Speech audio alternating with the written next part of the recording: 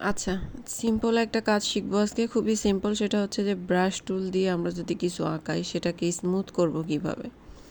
ঠিক আছে, তো এটা কিন্তু যারা একবার করছে অটোমেটিকলি কিন্তু পরবর্তীতে স্মুথ হয়ে যায়।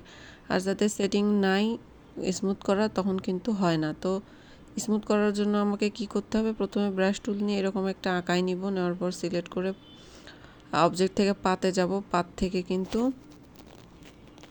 সুন্দরভাবে এটাকে স্মুথ করে দেওয়া যায়। ওকে, তো আপনারা একবার ট্রাই করে দেখবেন, যাদের আসলে নাই এটা সেটিংয়ে বা যারা কখনো করেন নাই তাদের অনেক ক্ষেত্রে কিন্তু স্মুথ হয় না। তো আমি আর একবার দেখাচ্ছি।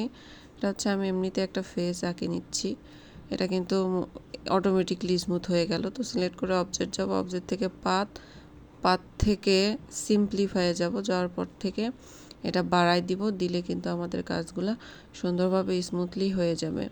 তো এই সেটিংটা যাদের একবার করা আছে তাদের কিন্তু আর করা লাগে না, অথবা যাদের আপডেট আছে তাদেরও লাগে না। তো পিসিতে বসলে আপনি একবার ট্রাই করতে পারেন।